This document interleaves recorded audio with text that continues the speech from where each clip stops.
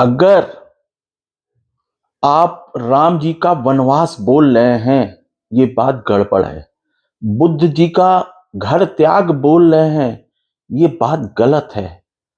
उन्होंने न परिवार का त्याग किया है, किसी भी ज्ञानी ने घर का त्याग नहीं किया है। उनको सत्य मिला है, कृष्ण जी को सत्य मिला है। वो किसी रावण को नहीं मारे हैं, वो झूठ को हराए हैं सत्य द्वारा। सत्य समझा के उन्होंने झूठ को हराया है।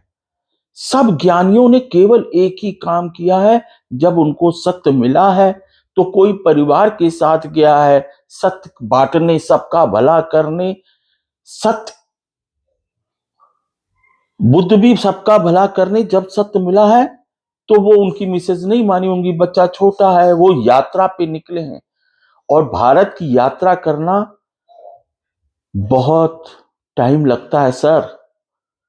किसी को 14 साल लगे हैं तो किसी को और ज्यादा समय लगा है, लेकिन परिवार की सहमत से निकले हैं सब यात्रा पे। एक बात धोखाधड़ी में मत रहिएगा कि उन्होंने युद्ध लड़ा है। उन्होंने कुछ भी नहीं युद्ध लड़ा है, उन्होंने ज्ञान बांटा है, सबके भले की सेवा की है। समझ जाइए, समझ जाइए, जो युद्ध युद्ध लिखा है ना वो गलत है। कौरव मतलब 100 झूठ था, उनको हराया था। 100 झूठ को एक सत्य हराया था, एक सत्य हराया था। सब सबके भले के लिए यात्रा पे निकले हैं। अब इसी को किसी ने घर त्याग का नाम दे दिया, किसी ने वनवास का नाम दे दिया, किसी ने और कुछ नाम दे दिया, रण छोड़। सबने लालच को छोड़ा है, लालच को छोड़ा है, सत्य पाया, आनंद पाया।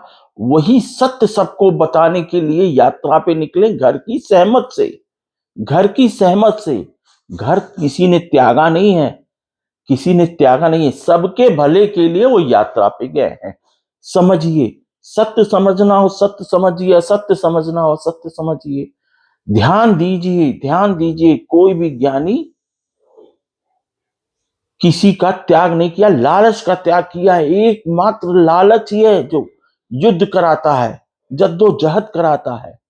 बाकी सब कुछ आपको आराम से मिलेगा, आनंद से मिलेगा, शांति से मिलेगा, प्रेम से मिलेगा। सत्य ही भरपाई करेगा। ठीक है आप लालची हैं, लेकिन